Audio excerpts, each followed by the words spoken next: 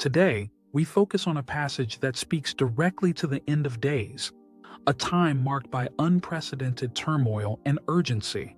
In Matthew 24:15-21, Jesus gives a stark warning that holds profound significance not only for his original audience, but for all believers today. Matthew 24:15-22. When you see the abomination of desolation, spoken of by the prophet Daniel, standing in the holy place, let the reader understand, then let those who are in Judea flee to the mountains. Let the one who is on the housetop not go down to take what is in his house, and let the one who is in the field not turn back to take his cloak. And alas for women who are pregnant, and for those who are nursing infants in those days.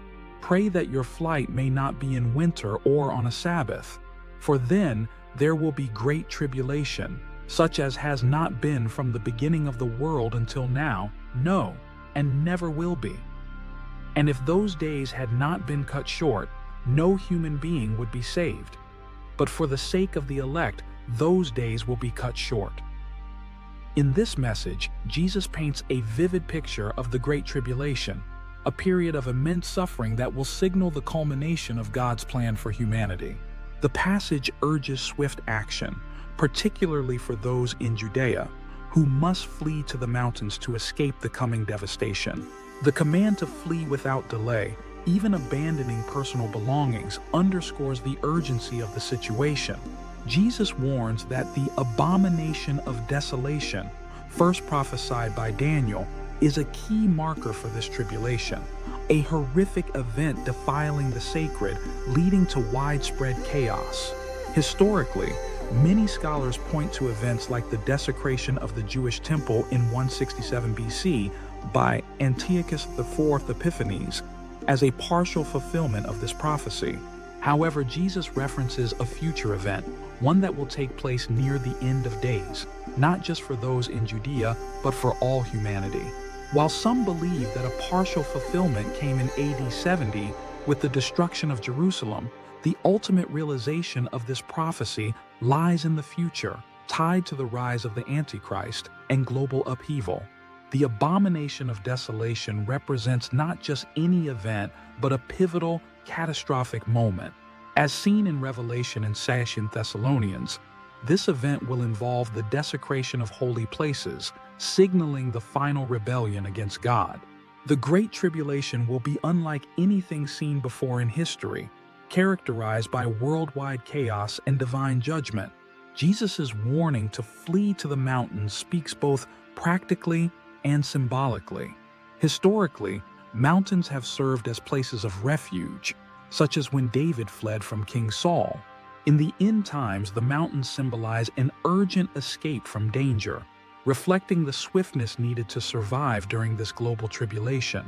The worldwide scope of the Great Tribulation will involve events like the rise of the Antichrist, the enforcement of the Mark of the Beast, Revelation 13, and the terrifying judgments described in Revelation's seals and bowls. These plagues, war, famine, disease, and death, will affect the entire earth, sparing no one who aligns with the forces of evil. In Revelation 16:2, we see the first of God's judgments poured out during this time. Painful sores will afflict those who have taken the mark of the beast, symbolizing both their physical and spiritual submission to evil.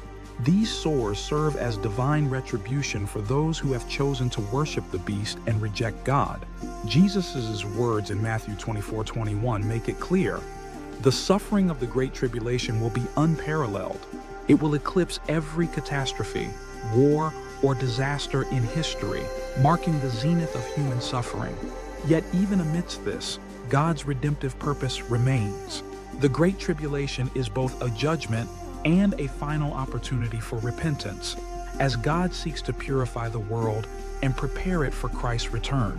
The Mount of Olives holds significant importance in this prophecy. According to Zechariah 14:4, Jesus will return and stand on this mountain, causing a dramatic geographical transformation as it splits in two. This future event, along with the Great Tribulation, points to the culmination of history as Christ returns to establish his righteous reign. For Christians, the anticipation of Jesus' return is a source of hope and longing. It represents the moment when all suffering will cease and God's kingdom will be fully realized. The Mount of Olives will once again be the stage for a divine encounter that changes the world forever. As we reflect on the end times, let us remain vigilant, faithful, and filled with hope, knowing that God's plan is unfolding and his justice will prevail in the ultimate fulfillment of his redemptive work.